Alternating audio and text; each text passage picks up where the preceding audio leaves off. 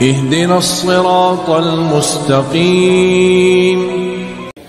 Assalamualaikum warahmatullahi wabarakatuh. Alhamdulillahi rabbil alamin, nahmaduhu wa nasta'inuhu wa nastaghfiruh wa na'udzu billahi min shururi anfusina wa min sayyiati a'malina. May yahdihillahu fala mudilla lahu wa may yudlilhu fala hadiya lahu. Asyhadu an la ilaha illallah wa asyhadu anna Muhammadan abduhu wa rasuluh la nabiyya ba'da. Dengan izin Allah, mari kita meneruskan kajian surah Ibrahim. Kemarin di kajian yang sampai ayat berapa itu para hari ini?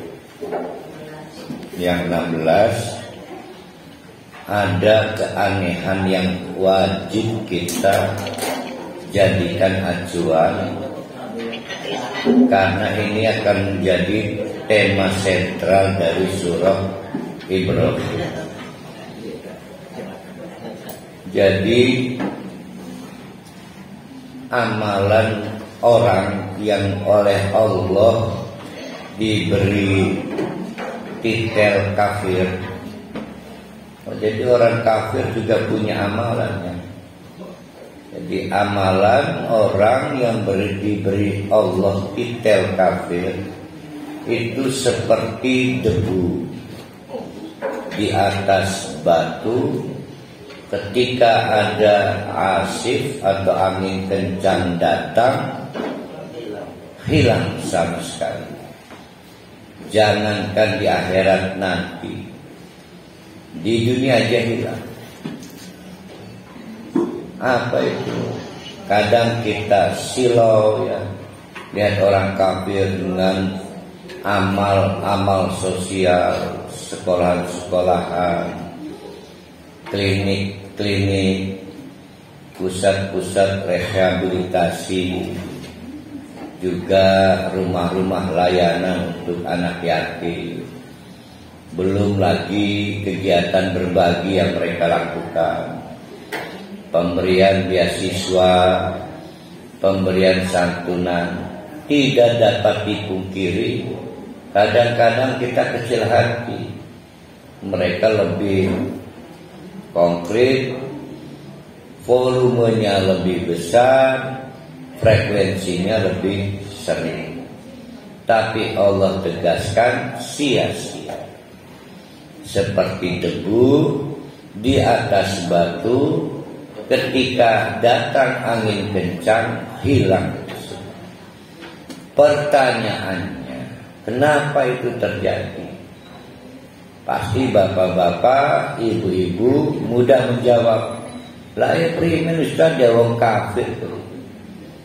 Nah, kepentingan kita pada kajian ini tidak cukup dengan menjawab kafir, karena kita berangkat dari awal bahwa kehadiran Nabi Ibrahim pertama adalah mengakhiri konsep Tuhan regional. Jadi nabi-nabi sebelum Nabi Ibrahim itu umatnya rububiyah. Ya. Jaluk sebentar mas. Tauhid rububiyah. Juga tauhid khuluq. Kalau mereka ditanya siapa pencipta langit dan bumi, pasti nggak mungkin ada yang berani jawab batu, nggak mungkin. Atau nama-nama dewa, nggak mungkin. Bahkan yang seperti di fase Fir'aun saja nggak mungkin berani menjawab yang menciptakan langit, bumi, alam raya adalah Fir'aun, raja-raja manusia siapapun itu nggak mungkin. Clear. Hampir seluruh manusia waras itu menetapkan pencipta alam raya ini adalah Allah. Begitu Nabi Ibrahim mendakwahkan, maka Tuhan tidak lagi regional, nggak ada Tuhan pada Rincang, Tuhan Tirtayasa, Terkontak. Yang ada adalah Tuhan alam raya, semesta alam raya. Nah itu, sejak itulah maka Nabi Ibrahim menjadi bapak tauhid bagi nabi berikutnya. Apakah orang setelah mengakui Allah adalah Tuhan alam raya, kemudian juga bertauhid secara uluhiyah, juga bertauhid secara ubudiyah? Ternyata belum tentu.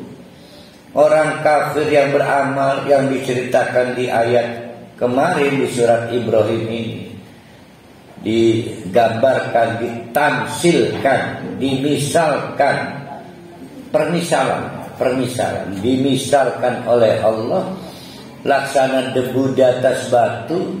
Ketika angin kencang datang maka dia hilang tak berbekas. Itu adalah karena kegagalan tauhid. Itu yang saya maksud.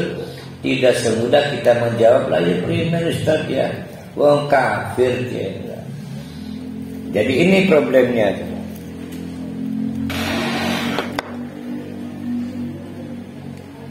Kalau kita pakai ayat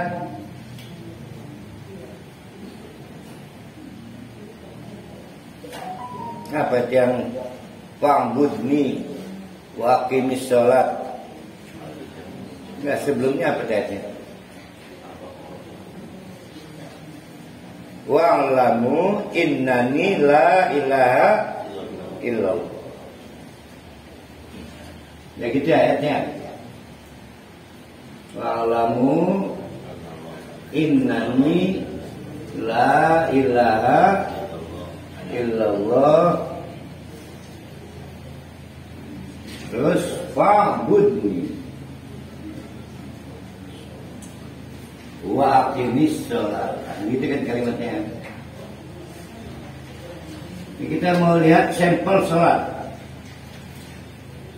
Orang untuk sampai tauhid ubudiyah perlu tauhid uluhiyah. Maka sholat itu puncak dari tauhid ubudiyah. Sebetulnya sholat itu adalah manifestasi puncak tauhid. Namanya tauhid ubudiyah. Orang bisa on the track tauhid ubudiyah, di antaranya sholat, itu setelah beres tauhid uluhiyah. Nah, orang tauhid uluhiyahnya beres itu setelah ada tauhid-tauhid sebelumnya. Ada mulkiyah, apalagi ada rububiyah, apalagi ada khulqiyah. Nah, orang-orang yang digambarkan seperti beramal itu, amalan-amalannya laksana debu di atas batu. Apabila ada angin kencang datang, hilang itu semuanya. Itu baru sampai ke khulqiyah. Kalau ditanya siapa pencipta langit, ya Allah. Ditanya siapa pencipta bumi, nggak mungkin rajanya manusia.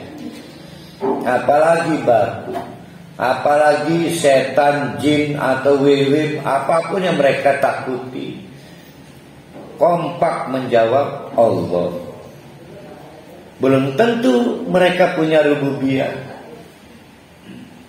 Tandanya apa? Ketika minta hujan masih ada yang minta pada dewa.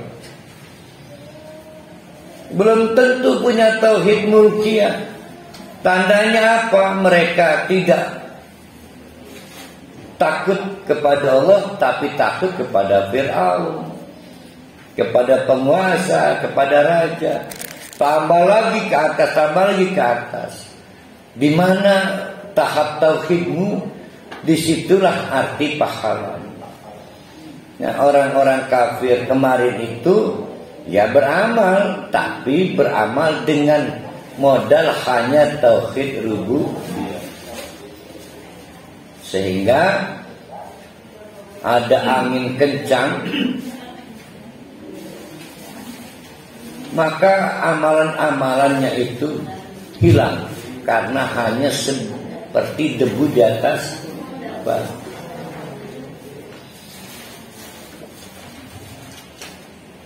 Nah, Nabi Ibrahim sebagai bapa tauhid, juga bagi Nabi Muhammad, bagi kita, itu menegaskan hati-hati, amalanmu sangat tergantung pada kualitas tauhid. Amalanmu sangat tergantung pada kualitas tauhid.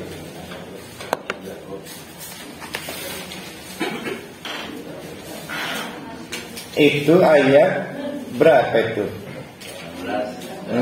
Kemarin itu 18 ya. Nah, itu ayat 18 itu masalul ladina. Masalul itu artinya permisalan, agar bapak-bapak, ibu-ibu lebih mudah cepat paham. Para guru bekerja keras cari contoh-contoh, ya, agar anak didik, peserta didik lebih mudah mencerna. Nah, begitu juga silakan bapak-bapak, ibu-ibu bikin contoh yang lebih cepat buat diri sendiri, agar mau meningkatkan level tauhid, nyampe ke mulkiyah, nyampe ke rububiyah, nyampe ke uluhiyah, nyampe ke ubudiyah. Mungkin perkara kita sekarang ini jarang yang mau membereskan tauhid mulkiyah. Dipikirnya raja berkuasa itu rabi, paling wedi rabi. Jadi ada suami mau berangkat pengajian gak berani, takut dilarang istrinya. Mana yang lebih banyak? Contoh seperti itu atau contoh kebalikannya? Dua-duanya ada. Oh, dua-duanya. Nggak paling banyak kok. Mana paling banyak contoh seperti tadi? Suami nggak berani berangkat pengajian, takut ke istri. Ada filmnya juga. Oh, malah udah ada filmnya. Atau kebalikannya, banyak istri tidak berani datang ke pengajian karena takut ke suami. Mana yang lebih banyak? Ternyata alhamdulillah lebih banyak yang ngaji di sini, yang lebih banyak. Nah, itu problem tauhid mulkiyah. Bukan hukum, bukan hukum. Mulkiyah itu siapa yang dianggap raja semesta ini. Ternyata yang dianggap raja adalah suaminya, istrinya, yang memberi kita gaji, yang memberi kita pekerjaan, yang memberi kita keamanan. Sehingga karena rajanya bukan Allah, maka berani juga mematuhi selain Allah, walaupun melanggar perintah larangan Allah dan tidak mau melaksanakan perintah Allah. Kenapa kegagalan tauhid mulkiyah? Tapi sholat Ustaz, nah kan gitu kan? Tapi sholat Ustaz mau ngomong apa? Sedangkan di ayat ini digambarkan seperti debu di atas batu. Pada saat ada angin kencang, maka hilang. Gimana tuh cara mengambil? Jadi ini sasarannya pelaku bid'ah juga ya, Ustaz? Ya, bukan bid'ah dong, di sini sebutnya kafir. Karena mempertuhankan selain Allah. Ada orang tidak berani menolak korupsi karena perintah atasannya. atasannya dianggap mulkiyah. Tapi sholat Ustaz, gimana itu sholat? Tapi umrah Ustaz, hajinya 10 kali lagi. Karena dia pembimbing haji, dia gimana itu? Nah, ini dijawab bagaikan debu di atas batu, ketika ada angin kencang datang hilang, sia-sia.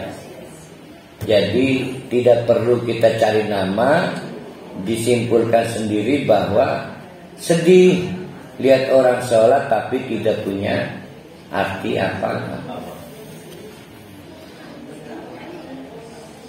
Itu baru kelihatan datangnya. Kemarin nggak kelihatan anak saya ini, namanya Pak Irhan.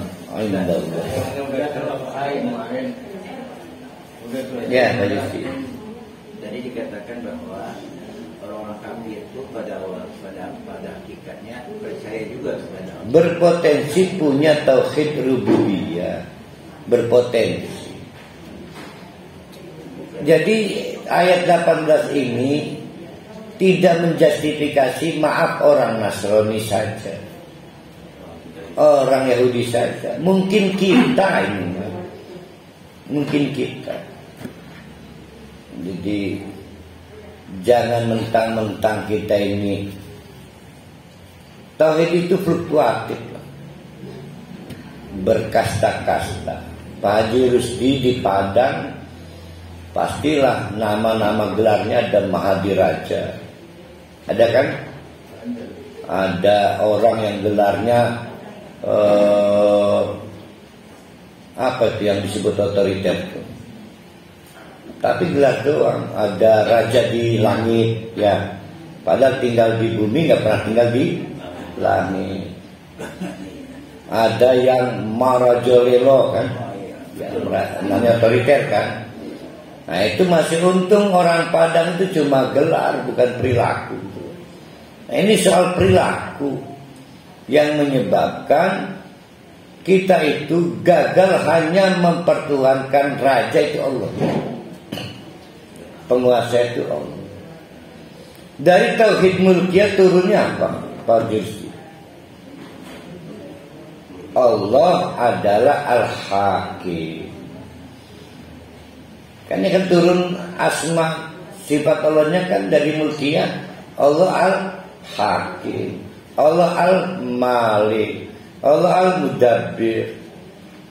Tapi apa yang terjadi karena kita bawahan, atasan kita anggap sebagai mulkiyah, kata atasannya tolong itu curi uang negara, dicuri. Di pengadilan saya nggak berdaya, saya bawahan.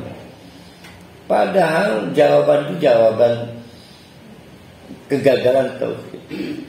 Setiap orang berdaya untuk menolak kemaksiatan karena hanya punya satu penguasa Malik namanya Allah.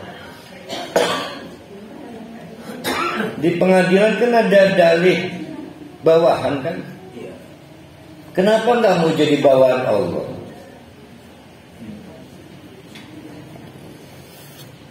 Dengan dalih itu maka boleh jadi yang dihukum hanya kemendang, gitu, ya kan? Atau setidaknya diringankan. Berarti orang tidak mau jadi bawahan Allah, Allah penguasanya. Kalau yang dicontohkan istrinya takut sama istri nggak bisa ngaji, kemana? Sama. Apa? Kenapa takut pada istri yang menyebabkan kita gagal mencintai Allah? Cari istri lagi yang menyuruh kita mencintai Allah.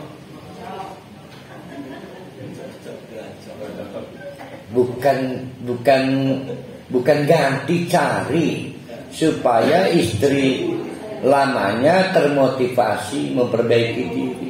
Susah, nggak ada kompetitornya, nggak ada persaingan, susah. Sehingga fastabikul khairat, tenang per hari tenang. Sudah ya, yang kita udah merjalan kemarin. Mari kita teruskan di ayat 19. Nah, ini akan menggugah kemana arah tauhid kita ketika Allah bertanya, alam taro. Taro, apa taro itu? Apa aja selain taro? Dulu mah ada cikibol ya. Yang paling terkenal ya dulu nih. Apa lagi? Tato prot, istilah kain konon deh. Zaman kita cilik mah cikibol. Masukin pontang sipor. Waduh, pangan larang itu. Alam taro, bagaimana pendapatmu? Apakah kamu tidak lihat? Mau ngebantah lagi? Nah, maksudnya gitu. Atau siapapun sudah tidak bisa membantah. Apa? Annallaha, bahwa Allah sajalah khalaqas samawati wal ardh, yang menciptakan langit dan bumi bil haqqi, tanpa perlu perdebatan. Berarti ini untuk mengakhiri potensi perdebatan. Karena mungkin ada Tuhan lain yang salah duga. Tuhan batu, Tuhan roh-roh, dewa-dewa pada saat itu. Pada saat ayat ini turun. Clear ya? Kamu boleh menyembah batu, kamu boleh menyembah roh, jin-jin, dewa-dewi, atau kamu boleh takut pada someone, dia raja berkuasa. Tapi clear, pencipta langit dan bumi adalah Allah. Jadi ini untuk menjawab problem pada saat itu. Tapi juga untuk kita.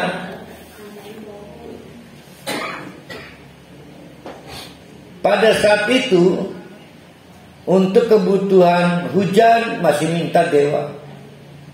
Dengan cara memberikan sesajen.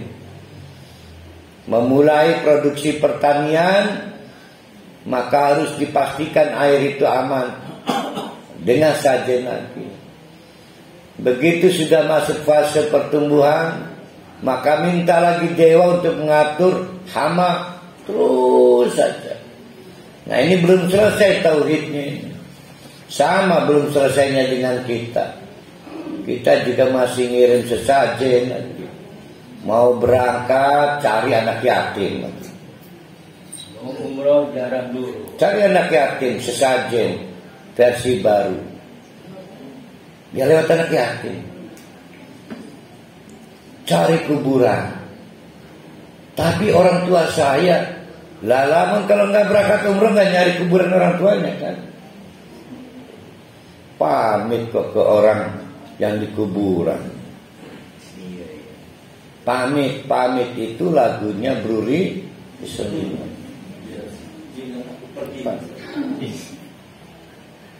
Ada lagunya ya? Ada albumnya. Bayangkan penciptaan langit dan bumi itu Allah. Jadi kalau Allah bikin duplikatnya lagi, bisa enggak? Bisa. Kalau Allah hancurkan lewat kiamat, bisa enggak? Lah kenapa minta hujan pada selain Allah? Kenapa untuk kontrol kepentingan pertanian dan usaha sektor-sektor lainnya kepada selain Allah? Maka Allah menegaskan, in yasha, kalau Allah mau, yudhibkum, kalian dihancurkan. Lengkap dengan buminya, termasuk jalan Yumaga dihancurkan. Jadi nanti Pak Jurusi nggak bisa ke rumah, jalan Yumaga hilang. Jalan Yusuf Mata Dilaga. Nah, di sebelah gangnya Pak Anu itu ada es campur ya. Dulu pempek langganan saya itu.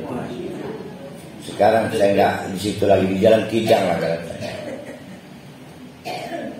Sebelum Budiasih itu ada juga itu bubur, punya pempek juga.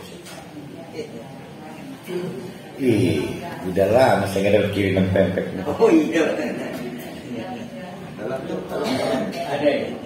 Wa yati bi khalqin jadid, lalu diganti duplikat yang baru. Jadi mudah buat Allah. Udah clear ya? Clear. Jangan coba-coba punya satu serpihan pikiran, oh selain Allah ada yang bisa bikin sesuatu. Jadi insya Allah secara tauhid rububiyah itu sama. Yang kita juga orang kafir sekalipun, termasuk kita, ya itu sama. Problemnya ada di berikutnya. Biasanya tauhid mulkiyah. Yang bikin alam raya Allah, kok bisa yang berkuasa selain Allah? Fir'aun, kepala dinas, pimpinan perusahaan, teman rumah tangga kita. Bahkan ada yang tidak mampu melawan anaknya. Sampai orang tua korupsi gara-gara anak. Nggak ada orang tua selingkuh gara-gara anaknya. Orang tua korupsi doang gara-gara anak. Nah itu namanya tauhid mulkiyahnya hancur. Sudah punya modal memahami konsep alam semesta, dunia, saintifik, tapi masih juga belum bisa menempatkan Allah sebagai satu-satunya penguasa. Karena penguasa maka Allah memproduk hukum. Ada Al-Quran, ada Sunnah dan lain sebagainya. Wa ma dzalika 'alallahi bi'ajiz. Kalau cuma begituan buat Allah mudah, karena Allah bi'ajiz, berkuasa, dan kita sangat lemah. Selain Allah yang kita anggap penguasa itu sangat lemah. Terbukti Fir'aun kelelep, padahal raja di raja. Raja di laut itu apa itu? Bukan Niat Bustami apa Siti Nurhaliza itu? Niat Bustami. Lagu Melayu dilagukan lagi sama Lesti.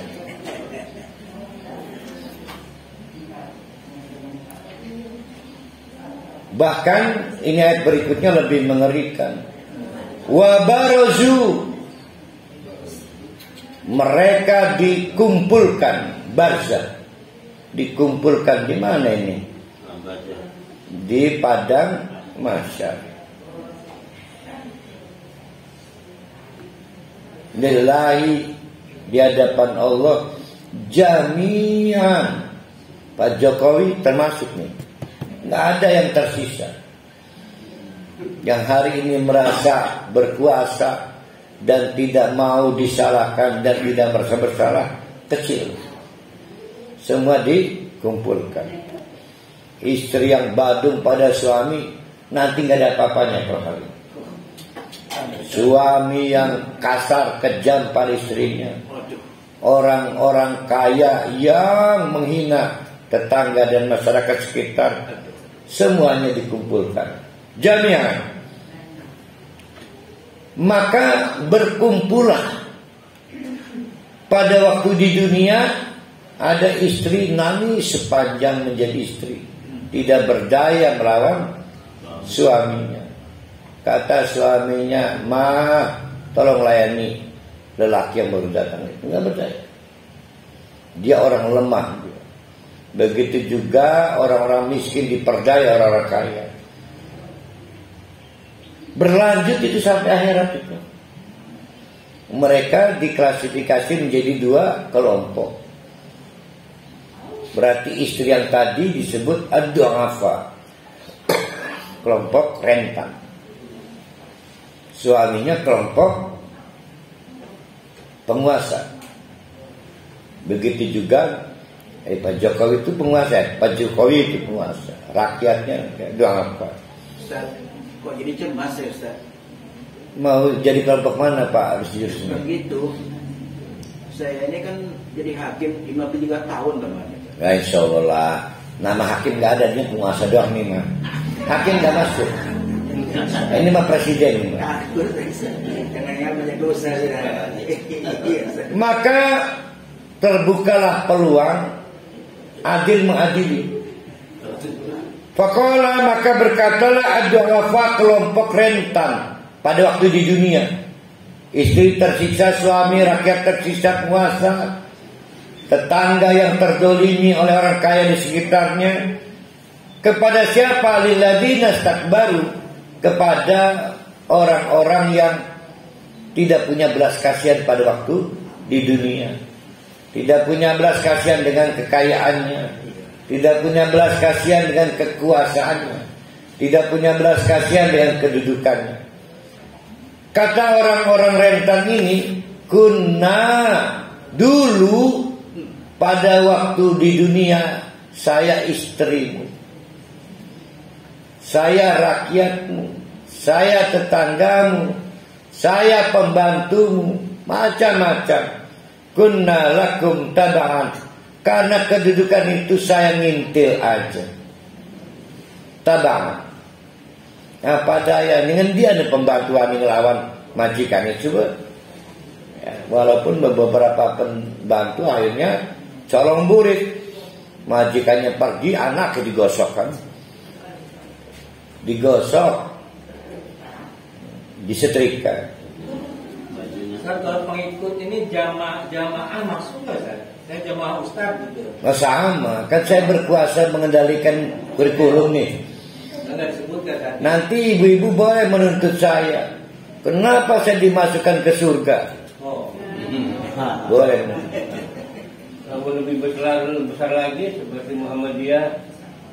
Nah, pimpinan itu. Terus Persis terutama lah, nama jamur. Karena Persis itu kan nomor ini persikan, persis kayaknya. Fa'al antum magnuna anna, tolong dong, apakah kalian juga berkuasa magnuna menghindarkan kami dari keapesan ini? Jadi rupanya masuk neraka ini.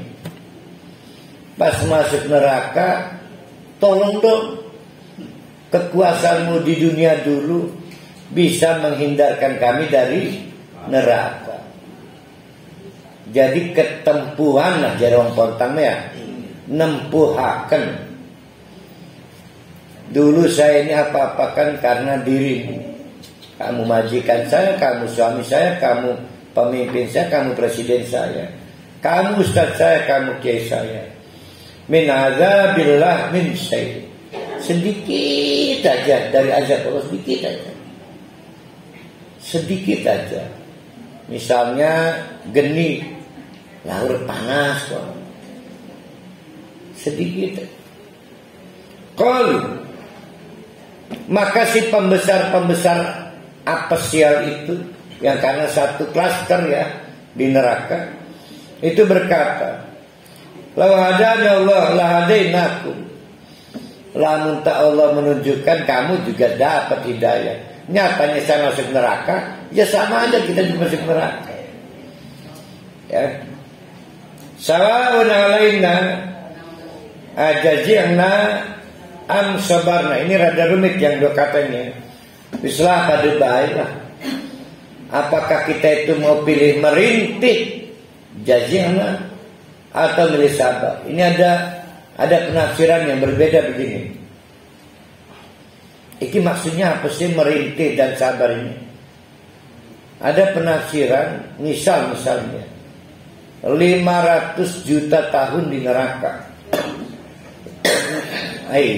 Kakeknya jutanya 5.000 tahun di neraka. Kalau lagu Pongki itu 1.000 tahun lamanya. Itu lagu Pongki. Grupnya apa kan Pongki itu? Apa lagu Pongki grupnya apa kan? Dan nanti dicari belum lah. 1000 tahun lamanya. Duh, Jikuste pinterku, Jikuste.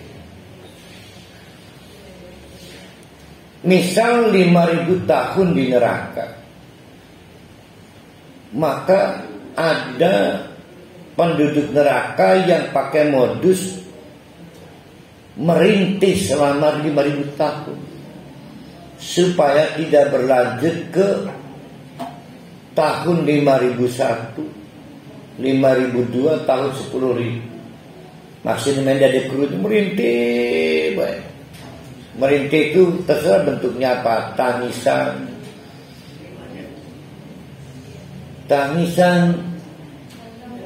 dan tawa serta lagu apa kok? Itu menurut satu tafsir. Tapi ada juga yang sabar.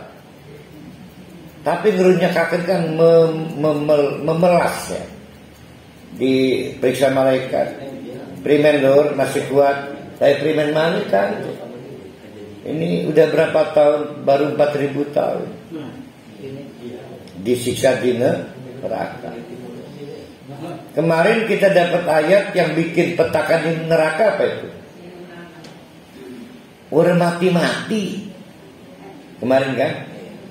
Seperti sudah sekarat tapi orang mati-mati. Pilih mana? Pilih mati apa pilih orang mati-mati? Sama. Pilih mati. Dia sakit. Orang yang sudah payah sakit itu, ketika datang malaikat senang itu. Sui amat tekanan, udah putus asa dia udah putus asa. Orang miskin itu Pak, itu kalau datang malaikat pencabut nyawa, aku berat-berat. Sui amat tekanan, udah putus asa hidup. Nah, orang di neraka itu pengen mati tapi tidak mati, tersiksa betul. Ustaz, kalau di sini Ustaz nih, ajajina itu adalah mengeluh Ustaz. Ya boleh. Ya apapun, makanya kan begini, ada tafsir. Dia pasang aksi sepanjang di neraka untuk menarik perhatian agar tidak berlanjut khalidina. Jadi ada tafsir ini kan ada dua ekspresi di neraka. Ada zirna, ini bagus nih benar.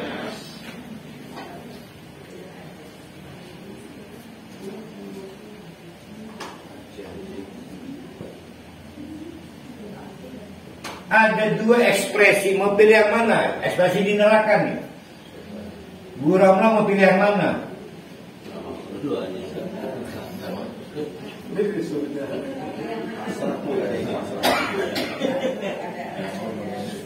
Penyakit dua-duanya. Nah ini membingungkan, apa istilah tabah di neraka itu apa? Apalagi istilah mengeluh atau merintih. Lah ini neraka marpahun kan. Nah diketemukan tafsir, ada modus ekspresi penghuni neraka. Ada yang ajaziana, sepanjang di neraka iku ekspresinya ngeluh, merintih baik, minta dikerunyani supaya tidak berlanjut pakai khalidina fiha. Sehingga diceritakan di buku tafsir itu ada penduduk neraka sudah 5000 tahun stay di situ. Setiap saat ngeluh merintih, ngeluh merintih, berharap tidak berlanjut pakai khalidina fiha. Tapi ada juga ekspresinya tabah memelas itu. Padahal di dunia kita temukan hanya tabah panemuan. Ada tabah panemuan. Ini tabah memelas. Diperiksa malaikat lagi. Primen lo masih kuat. Nah, kedelengi pripun Kang malaikat. Udah berapa tahun? 5.000 tahun lamanya. Nah itu konon dalam suatu tafsir. Yang jelas ibu-ibu bisa memilih, mau pilih ekspresi pertama kalau di neraka, atau ekspresi kedua sabar kalau di neraka. Mau pilih yang mana Bu Romlahnya? Hah? Nah kalau gitu jangan berlatih ekspresi 1, 2, karena kita tidak siap masuk neraka. Jadi yang disebut bersabar itu apa? Lah ya, tabah itu kan juga satu ekspresi memelas. Lihat nggak orang miskin yang tabah, tidak mau ngemis, kerunyung nggak orang kali ini? Nah, maunya ke sana. Kita kadang-kadang lebih empatik, lebih simpatik pada orang-orang dhaif yang tidak meminta. Malana min mahis, kami tidak punya apa itu mahis itu? Celah untuk bisa menghindar hukuman neraka. Nah itu situasi ada orang korban, apa disebutnya itu? Korban dunia yang berakibat ke neraka. Baik karena sistem kekuasaan, baik kekuasaan formil, informal, non formal. Ada korban salah majelis, salah pengajian, salah berguru, maka santrinya nempuhaken pada kiai. Lagi primen iki ini neraka iki. Jar kiai ini sing sabar sih, ora suwe iki teman. Ngajeni neraka kur kaya wong kan. Lah kiai ini bisa bae ngajeni neraka ngene. Ya rene kiai kan. Bisa lah, engko sirane jadi sikil kita ya. Pemerasa masih ini pesantren. Kan pesantren kiai bisa tiba ya ngajarnya. Sekarang kita lihat bagaimana respon setan. Karena setan juga memperkeruh situasi di dunia. Cara kita tidak berkutik menghadapi siapapun yang berkuasa, itu ada peran setan. Setan juga, ini bocoran Allah ya. Bocoran Allah, situasi dialog ahli neraka. Kita sudah sepakati, pengetahuan Allah itu bukan hanya tahu yang tidak kita lihat, tapi Allah juga tahu apa yang akan terjadi. Wa qala setan berkomentar, lama qudiyal kalau suatu perkara sudah diputus, maka tidak bisa dirubah.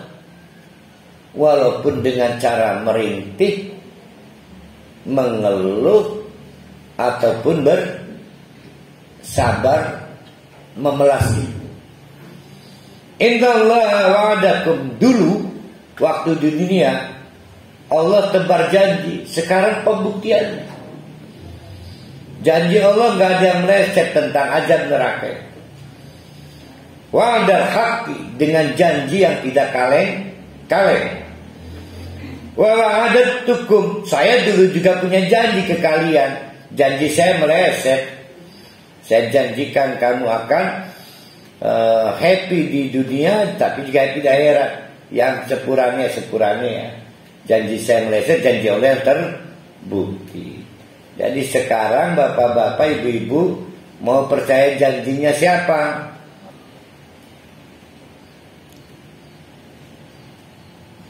Fa'akhlaftukum, tapi saya ingkar janji. Ini kata setan. Wa ma kana liya alaikum min sultan, saya enggak punya peralatan apapun untuk bisa menyelamatkan kalian dari keputusan Allah, janji Allah, bukti janji Allah berupa azab neraka. Jadi setan juga angkat tangan ini para wali. Setan angkat tangan. Kalau kita anggap setan itu biang ke lagi. Illa an da'autukum fastajabtum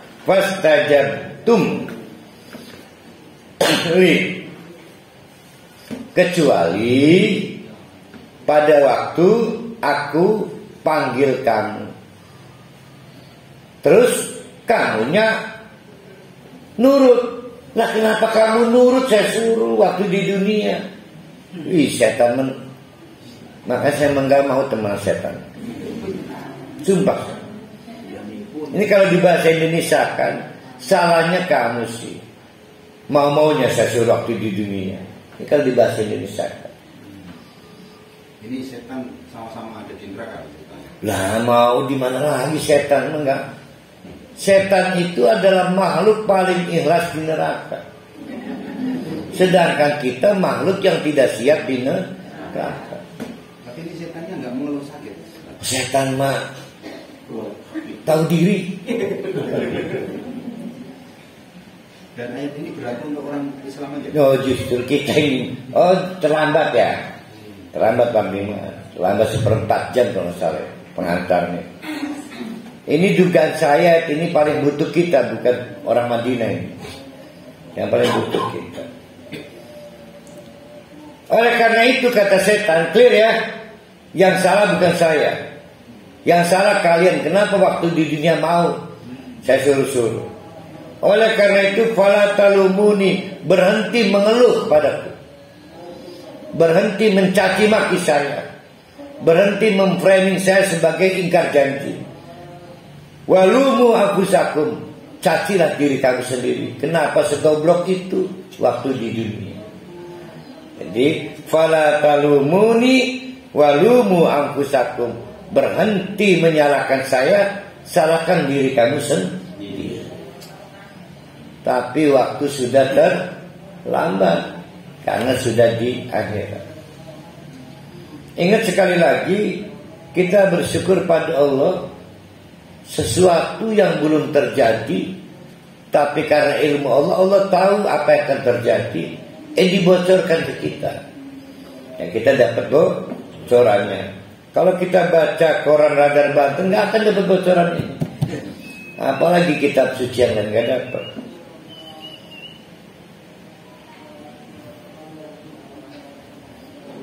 Ma'ana bimusrihikum wa ma antum bimusrihiyyi.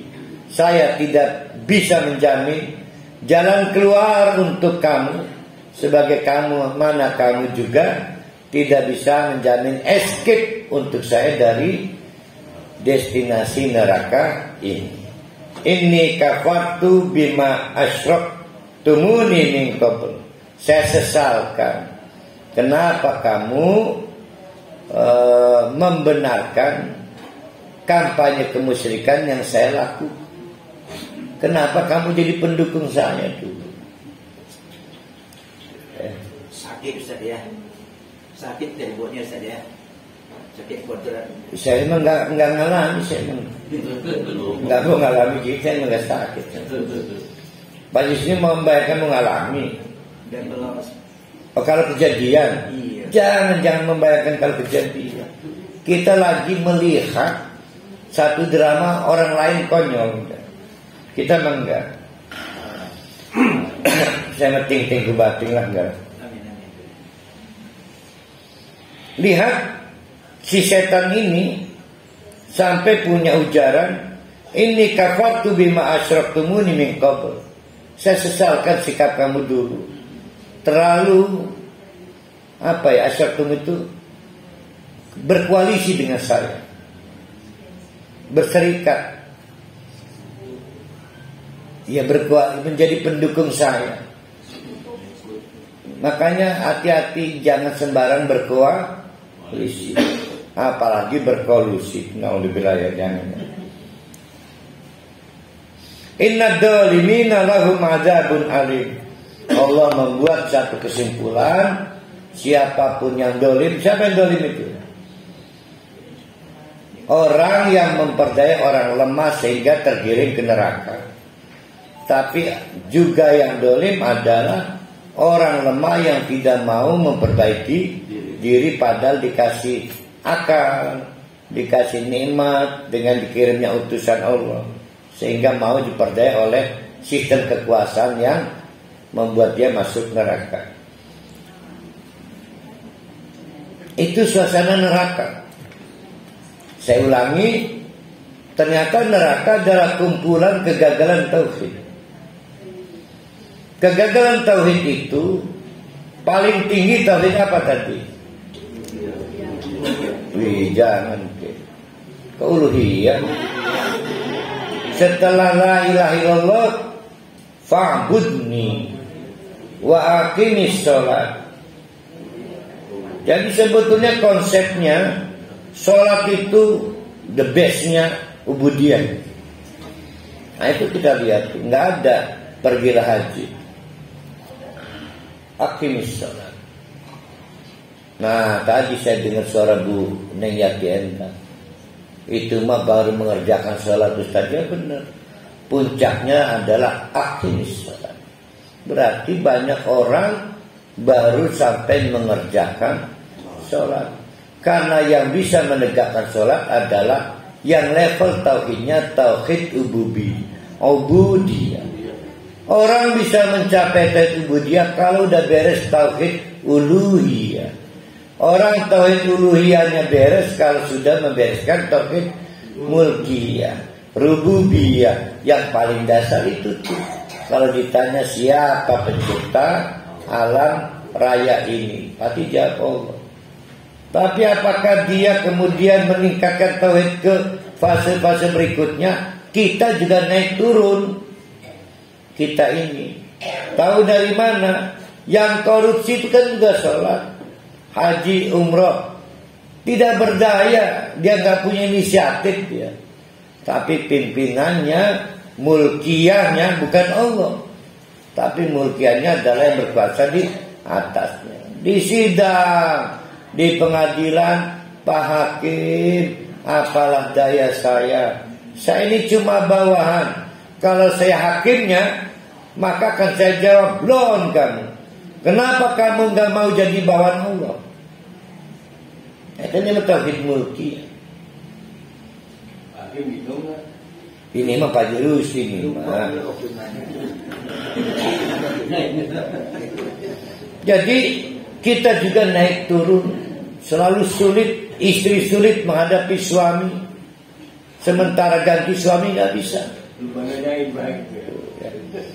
Banyak suami yang tidak mengantarkan istri ke surga. Banyak istrinya udah gak kuat menghadapi suaminya. Kok gak berani cerai sih? Anak kan bukan anak, itu tauhid mulkiyah. Harus minta cerai, minta pada Allah suami terbaik yang mengantarkan dia ke surga. Banyak juga ini orang cari uang, minta uang bukan ke Allah, minta uang ke bube. Pokoknya bube.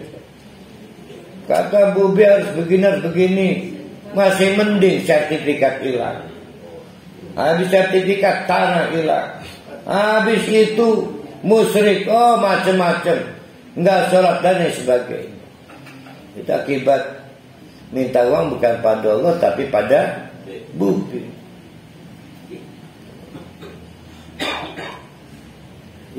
Bubi pun haji ya? Enggak ya? Hah? Bukan Bu Ida, Bube. Kanaran uang.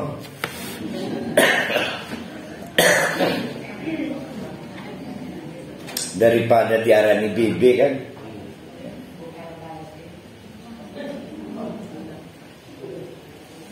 Nah ini sekarang kita lihat perbandingan di tempat lain, destinasi lain. Di mana itu? Di surga. Mudah-mudahan kita ini Wa udkhila, dan dimasukkan. Dulu pada waktu kita membahas surat yang lain, itu cara Allah memasukkan ke surga, ke neraka, diseret, ditendang, digeret. Ini mah dimasukkan. Pokoknya dimasukkan. Nanti ada welcome drink, ada kangdong segala menyambut tahiyatnya. Nanti ada spanduk nanti.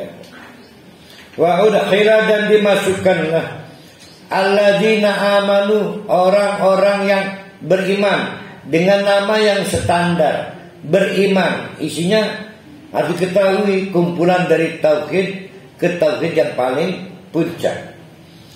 Wa amilus solihati, imannya dibuktikan dengan amal-amal yang tepat, solid, amal yang tidak salah, tepat. Maka dimasukkan jannatin, masing-masing surganya. Surga untuk orang-orang seperti Rusdi pastilah di bagian bawah, udah nggak kuat ke atas, bagian bawah. Yang apa istilahnya itu? Bukan kalau di hotel itu apa? Di basement parkiran di Pak Tata. Iki Pak Jirus dikesin kuamar gudik apa kan? Bisa VVIP lah. Sweet. Wajahan lah pikir. Ke Bogor. Sendiri lagi ya. Sendiri lagi.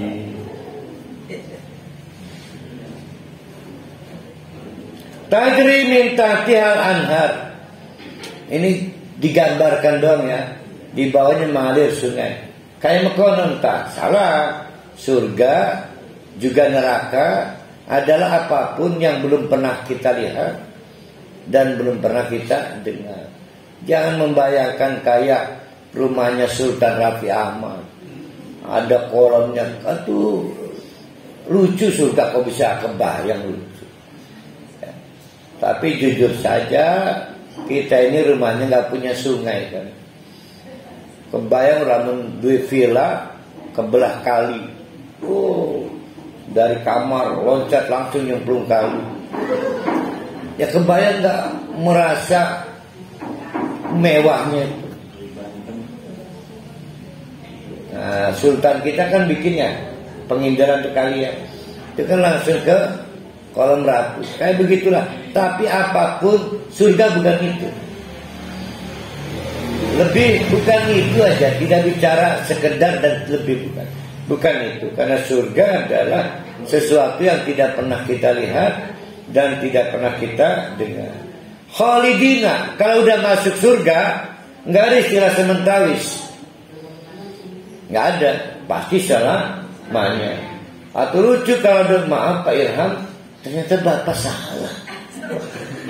Pak udah 1000 tahun ini. Iya Pak, Bapak harus meneruskan sisa perjalanan hidup di neraka.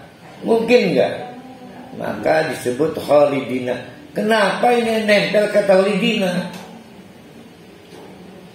Karena penghuni surga juga rewel pada malaikat. Yakin selawasia, karena enggak mau yang berakhir kenikmatan. Nggak ada orang kaya yang tenang. Semua orang kaya merasa was-was kekayaannya habis. Rumahnya rusak, istrinya tidak cantik lagi. Semua pengen garanti. Maka tanya lagi presiden, saya nggak digantikan reshuffle. Sibuk Pak. Sama sibuknya orang di neraka. Maka Allah sayang. Melengkapi kebahagiaan di surga itu dijawab tenang, khalidina. Jadi kata-kata khalidina ini untuk memberikan puncak kenikmatan yang di dunia nggak ada nikmatnya. Ya, apalagi pegang uang nggak bisa makan durian, tersiksa. Ya karena was-was. Yang paling enak bawa istri dilihatin lelaki lain. Berarti istrinya cantik. Bukan, ternyata cinta lama belum selesai dulu. CLBK, enak itu. CLBK, cinta lama belum kelar. Ini kisah saya dengan istri ini. Sekarang alhamdulillah saya udah damai ya. Dia udah jadi sahabat saya. Kalau ada beritanya. Ini kisah nyata ya. Yang paling indah adalah tahiyyatuhum fiha salam. Dapat ucapan welcome, salam, salam. Selamat ya. Karena di sebelah sana tidak selamat. Satu. Ada juga yang begini. Ya Allah, para wali sakit bisa maju surga. Kaget lihat para wali surga. Dekat salam. Malaikat-malaikat kaget lihat para wali. Karena malaikat sendiri menduga para wali gagal masuk surga. Tumben masuk surga. Bukan tumben ya. Esa itu tumben biasanya neraka ke. Esa ke itu salam juga. Jadi dari kata salam itu ada karena kejutan, ada juga karena kebayang lah, sumringahnya, bahkan orang tua kaget, ya Allah, anak untung kamu nurut ke ayah, kata anaknya, mama nggak kebawa, biarin kita punya mama yang baru. Itu tahiyyatuhum salam. Nah, bagi yang tertarik untuk mendapat pengalaman nyatanya, perbaiki tauhid dan amal saleh. Alam taro. Nah, sekarang akan dibocorkan oleh Allah treatmentnya. Treatment untuk bisa berlompat dari tauhid ke tauhid yang paling puncak. Alam taro. Emang berkalingan tak? Bagaimana pendapatmu? Apa menurut kalian? Kaifa daraballah masalan, ketika Allah sudah menciptakan perumpamaan kalimatan thayyibatan, soal kalimat thayyibah. Para ahli tafsir menyepakati maksudnya la ilaha illallah. Ada, ini kan Allah nanya nih, alam taro. Ingat enggak? Mungkin di surat lain, mungkin di ayat lain. Itu bapak-bapak, ibu-ibu, kalimat thayyibah itu digambarkan Allah laksana pohon yang akarnya menghunjam ke bawah. Berapa kilometer tak terbatas. Sama dengan cara menggambarkan gunung. Terlihat gunung itu seperti gundukan, ternyata ke bawahnya berkali lipat dari apa yang terlihat di permukaan. Ini pohon, namanya pohon la ilaha illallah, menghunjam ke bawah. Itu cabangnya mengangkasa ke langit. Tidak ada lawannya. Kalau mau tanam, tanamlah bibit pohon la ilaha illallah. Nabi lagi ceramah. Ceramahnya kayak begitu. Di depan para sahabat. Beberapa sahabat junior juga ikut di pengajiannya. Maka Nabi bertanya, "Lur, tahu enggak pohon yang kita gambarkan, pohon la ilaha illallah itu kira-kira yang pantas di dunia pohon apa ya?" Kenalan di mereka kan kelengkeng nggak ada, apalagi manggis nggak ada. Tapi apa ya kurma, yang familiar kurma. Umar bin Khattab diam, Abu Bakar diam kesini jawab. Sampai Nabi menutup pengajian. Rupanya ada anak junior balik pas pulang ke rumah, "Bah, maukah Nah, anak ini bernama Al-Ajiz. Ayahnya ikut ngaji di situ. Namanya Umar bin Khattab. Berarti nama anak ini Umar bin Abdul Aziz. Nyampe rumah mau kan Nabi takon Kak Klipin, apa berjawab? Emang kamu tahu itu pohon apa? Ya tahu. Di dalam pikiran saya. Ini kata Umar bin Abdul Aziz. Itu tidak ada yang lebih pantas kecuali pohon kurma. Kata bapak ini, siapa nama bapaknya? Umar bin Khattab. Lagi sirah dikelikur ngomong baik. Udah enak lah kita mesti cirit. Lain kali kalau punya pendapat dan yakin benar, jangan disimpan. Jangan disimpan. Yang disimpan hanya istri. Simpan. Nah, itu kisah dibalik ayat ini. Oleh Umar bin Abdul Aziz dibayangkan dia pohon kurma, tajam ke bawah. Kasyajaratin thayyibatin, laksana pohon yang thayyibat, berkualitas. Asluha, akarnya itu sabitun, menghunjam ke bawah, menyebabkan dia menapak. Andai kata ada angin, tidak mungkin bergoncang. Kemana angin itu meniup? Memang cuma pohon kurma. Pohon punya serabut. Nah, ini kan thayyibah, menghunjam ke bawah. Nggak ada pohon kurma. Itu mangga saya cengkal lagi. Mau kena angin baru. Sehingga lebih banyak batang cengkalan pohonnya daripada batangnya, dalam rangka mempertahankan mangga. Sebelahnya jambu batu kristal. Oh, banyak lagi cengkalannya karena meleot. Tapi ini sabit kulubana ala taatika.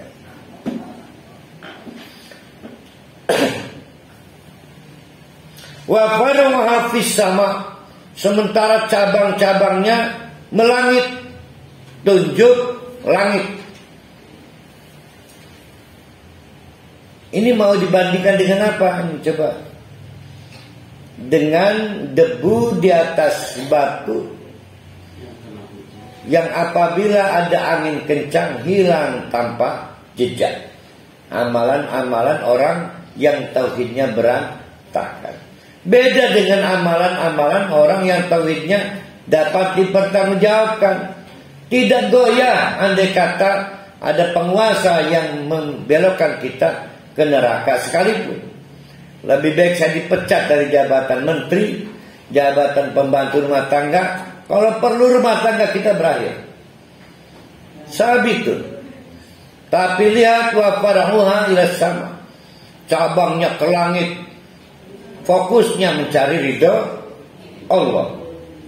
Tidak ada yang lebih penting selain ridho Allah. Ridho presiden kalah, ridho Fir'aun kalah, ridho majikan kalah, ridho orang kaya kalah. Ini konsepnya begitu. Tuti ukulaha. Buah-buahannya, ukul itu buah-buahannya. Yang bisa dimakan apa? Kan buah-buahannya. Itu Pak, Allahu Akbar, kulla hinin, sepanjang masa. Sepanjang masa. Berapa kenikmatan didapat dari orang kaya di sekitar rumah kita? Paling pas bagi zakat lebaran doang kan. Buat ikut jedogan mati manipati. Ini kan dipilih keramat, Serdang ya. Yang Serdang kemarin kan. Malu kita sebagai orang Serang masih ada kepongan dan kecongkakan kayak begitu. Orang miskin dijejer-jejer. Nah, saya juga udahlah berakhir, jangan bawa-bawa anak yatim pakai bak terbuka. Kayak apa komoditas. Dia anak-anak terhormat, punya harga diri, punya kehormatannya. Air matanya menetes itu, pengen dia punya ayah, punya ibu, nggak dijejer-jejer gitu. Ini mendagangan. Para limas mendear namanya. Alhamdulillah ya.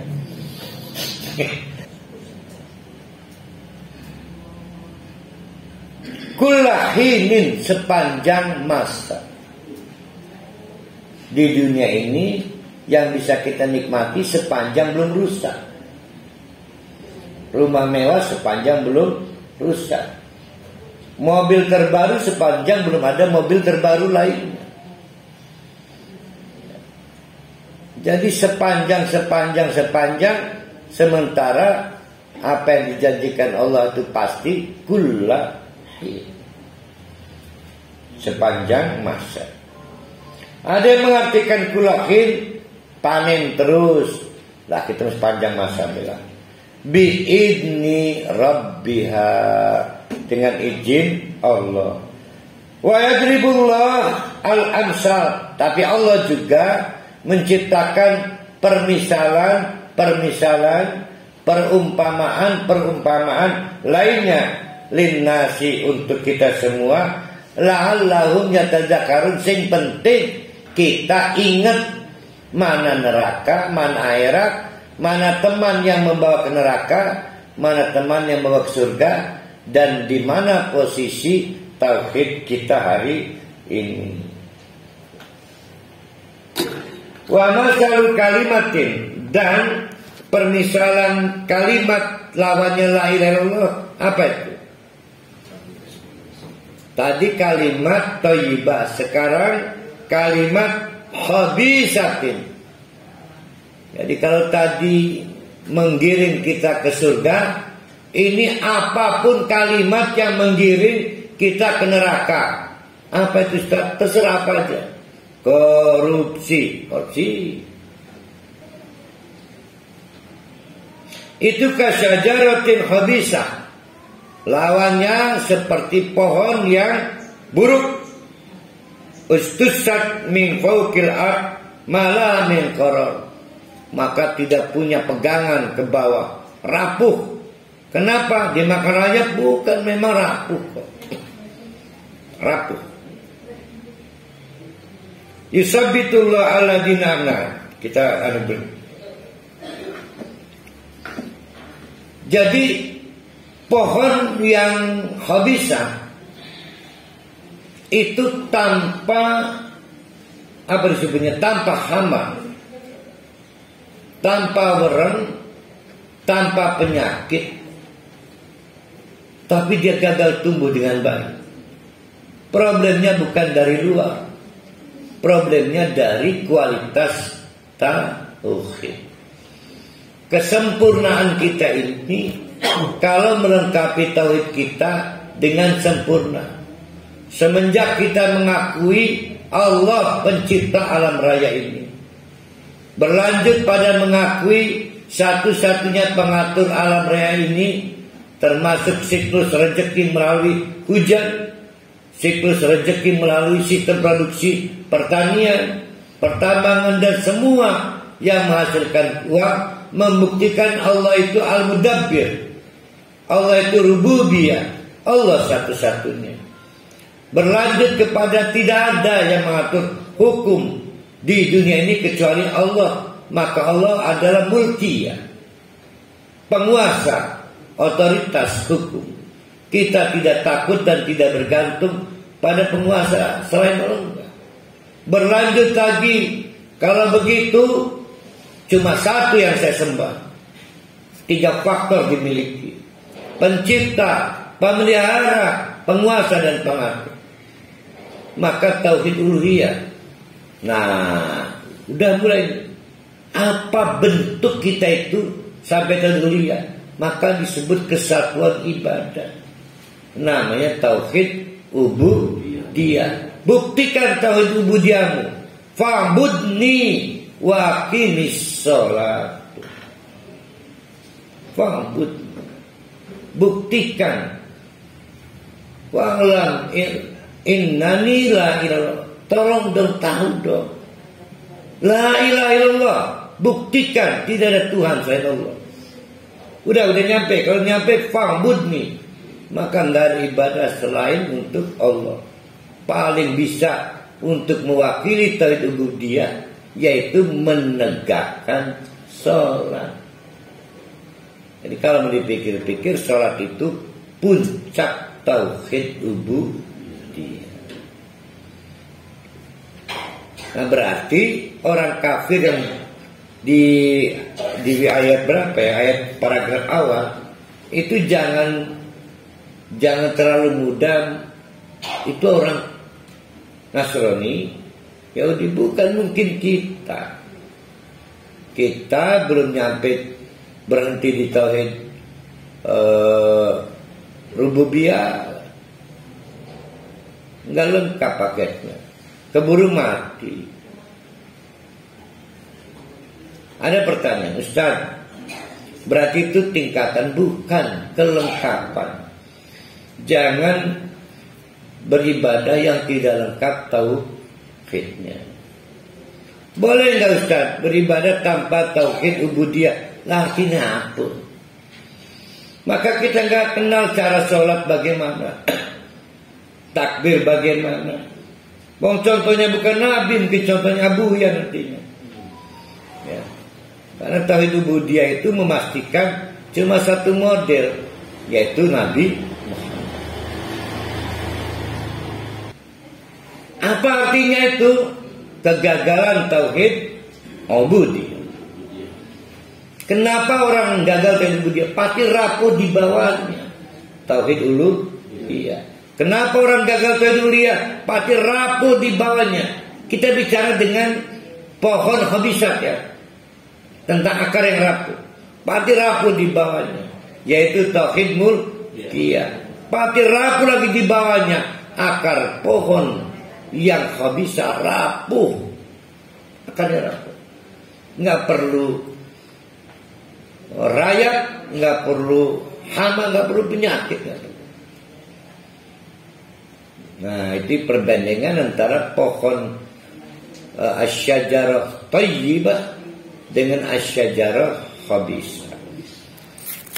Jadi sekali lagi, kampanye Nabi Ibrahim adalah kampanye tauhid.